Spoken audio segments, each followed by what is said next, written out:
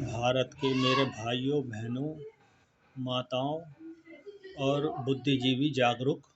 मतदाताओं, मैं आपको बताना चाहता हूँ कि आजकल वोटों में भयानक ऊंच नीच, छुआछेड़ और धांधली की शिकायतें लगातार आ रही हैं। लापरवाही के कारण भारत के लोकतंत्र में दिया गया जनता का सबसे महत्वपूर्ण अधिकार, एक वोट देने का अधिकार, जिससे कि सारी की सारी सरकारें बनाई जाती हैं और सरकारों के सारे कार्य एक वोट के अंदर निहित हैं। पूरा भारत वर्ष एक वोट के अंदर निहित है, जो जनता का इकलौता अधिकार है, जिससे जनता अपने हक और मत को व्यक्त कर सकती है। लेकिन उसी वोट देने का अधिकार की प्रणाली को इतना लापरवाही और अनदेखा किया जा रहा है, जिससे कि हमारे देश के मत देने के अधिकार की पूरी तरीके से उसकी विश्वसनीयता लगभग समाप्त हो चुकी है। अगर कोई सवालिया निशान या प्रश्न चिन्ह वोटिंग मशीन पे खड़ा किया जाता है तो चुनाव आयोग, यहाँ तक कि अन्य संस्थाएं भी एक तरीके से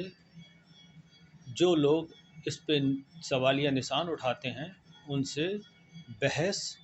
और एक तरीके का वाद विवाद, झगड़ा करने लगते हैं।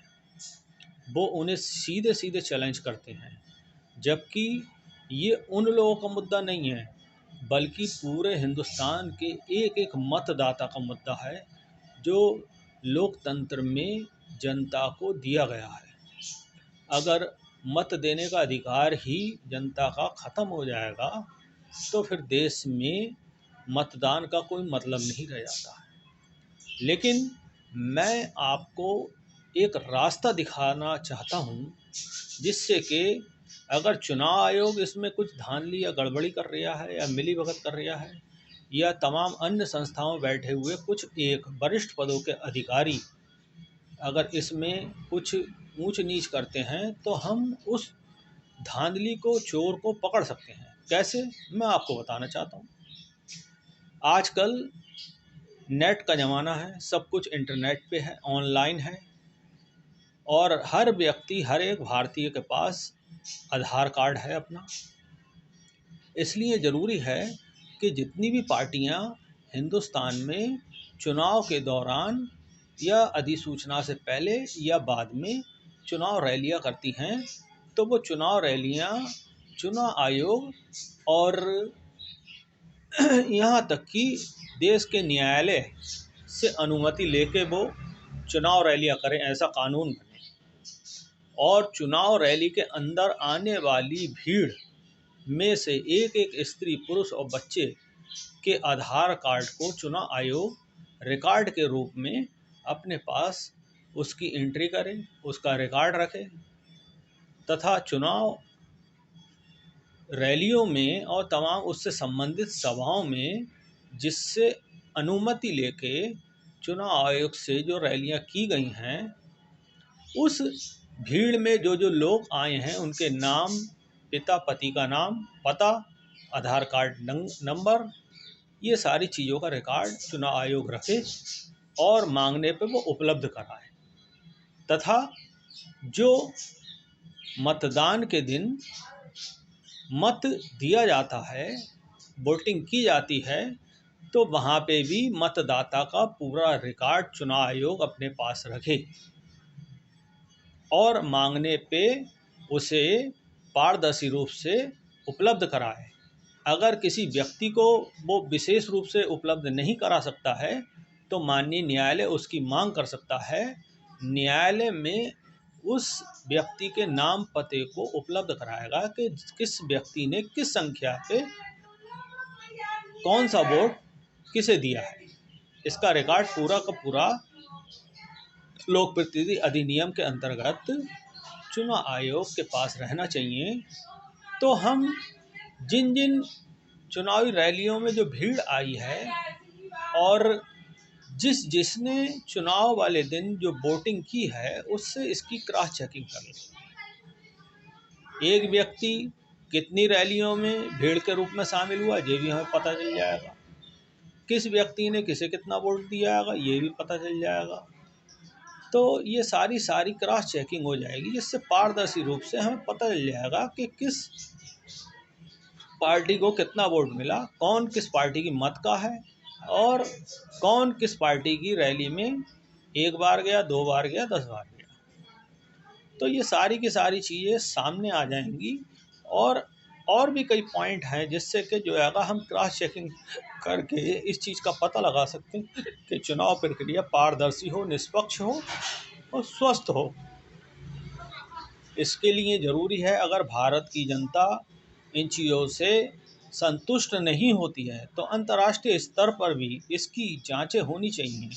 अंतर्राष्ट्रीय स्तर पर इसकी जांच एजेंसियां गठित होनी चाहिए कि भारत के लोकतंत्र में जो चुनाव प्रणाली दूषित हो गई है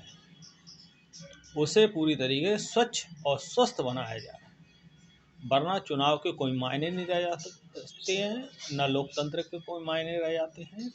न ही न्याय के कोई मायने रह जाते हैं। जब जनता को ये चीज़ें उपलब्ध ही नहीं हो पा रही हैं तो समझ लीजिएगा कि एक ग्रुप यहाँ हिंदुस्तान के अंदर बैठा हुआ है जिसने सारी संस्थाओं पे और व्यवस्थाओं पे कब्जा कर लिया। तो बिल्कुल मायने ही अलग हो जाते हैं लोकतंत्र और जितनी भी चीज़ें जो न्याय प्रणाली में विधि में लिखी हुई हैं, तमाम तरीके के एक्ट और अधिनियम में लिखी हुई हैं, और उनके द्वारा चुनी गई सरकारें भी बेमानी हो जाती हैं। ऐसे सरकारों के निर्णय भी बिल्कुल पूरी तरीके से झूठे और बेमानी होंगे, और सरकारें जो जनता से बहुत बड़ी मात्रा में टैक्स के रूप में और तमाम तरीके का अपने अधिकारों का प्रयोग करते हुए कार्य कर रही हैं, टैक्स से पैसा ले रही हैं, वो भी पूरी तरीके से अनएथोराइज्ड इलीगल होगा। इसलिए जागो जनता जागो, इंडिया में जागो, इंडिया के अंदर जागो, इंडिया के बाहर जागो। और अगर भारत की जनता की आवाज़ भारत के अंदर के जो सरकारों में और संस्थाओं बैठे हुए लोग नहीं सुनते हैं तो इस मामले को भारत की पब्लिक अंतर्राष्ट्रीय स्तर पर भी उठा सकती है। जनता धर्मवाद, जातिवाद और तमाम तरीके के वादों से बाहर निकले और अपने अधिकारों को पहचाने। और मैं आखिर में अपनी एक बात और कहना चाहूँगा